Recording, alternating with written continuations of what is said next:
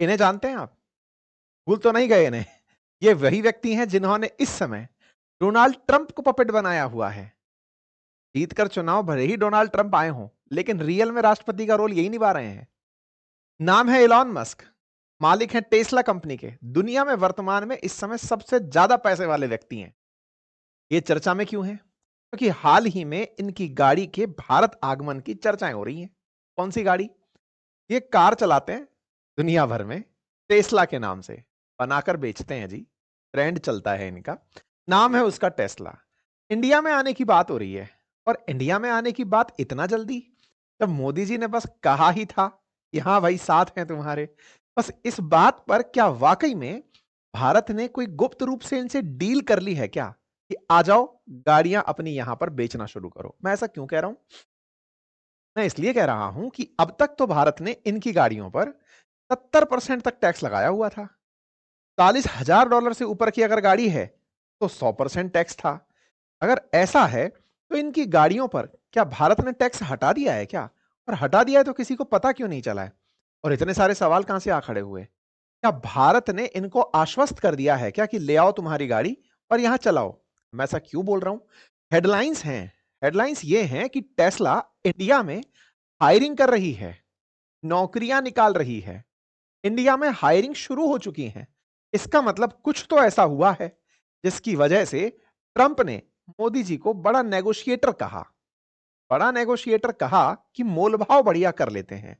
पहले मोलभाव F-35 पर टिका था, अब टेस्ला पर चला जा रहा है कि कहीं मोदी जी F-35 की तो हां नहीं कराए, या फिर कुछ इस तरह से तो नहीं कि टेस्ला की हां करके चले आए हों।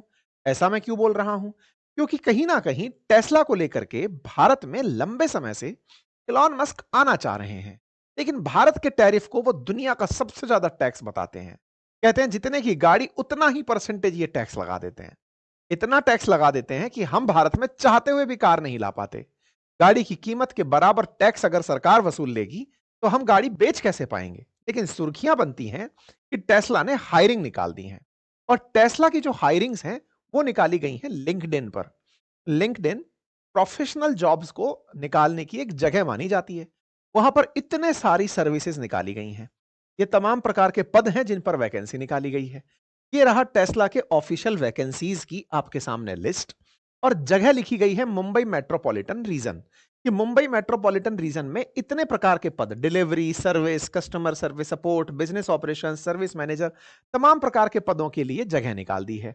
Store manager, consumer engagement manager, customer support supervisor, Tesla advisor, ये तमाम प्रकार की चीजें इन्होंने पोस्ट में निकाल दी हैं। बाकायदा जॉब डिस्क्रिप्शन में इन्होंने कहा है कि हम दो जगह, मुंबई और दिल्ली के अंदर आप लोगों को जो रोजगार देने वाले हैं। आपसे अपेक्षाएं जो रखी गई हैं उनका भी जॉब डिस्क्रिप्शन में जानकारी दे दी है।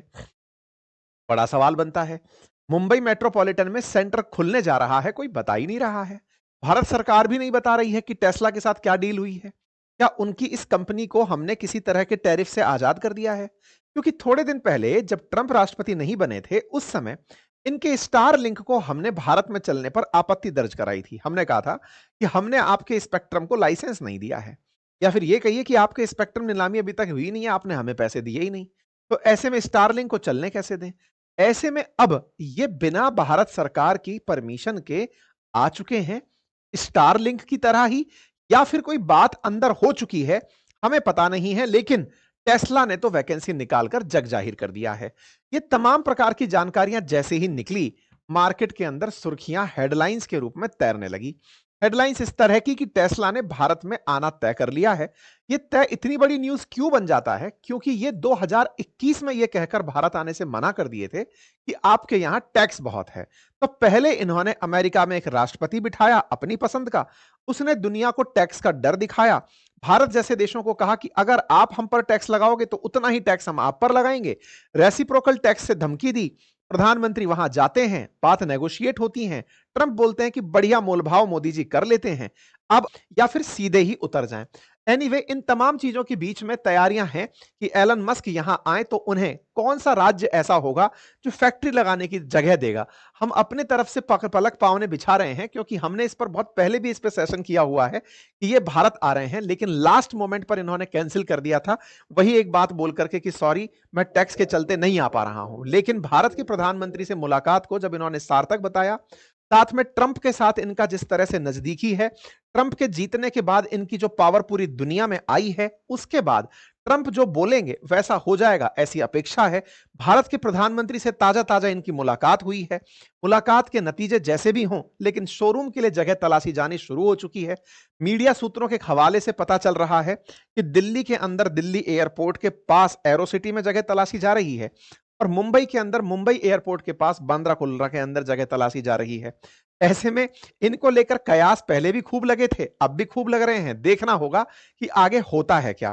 फिलहाल के लिए इतना ही है, बाकी आपको क्या लगता है जरूर अपनी राय कमेंट बॉक्स में बताएं। हमारे साथ जुड़े रहने के लिए आपका बहुत बहुत धन्यवाद। चैनल पर नए हैं तो सब्सक्राइब कर लें। हमारा एक और चैनल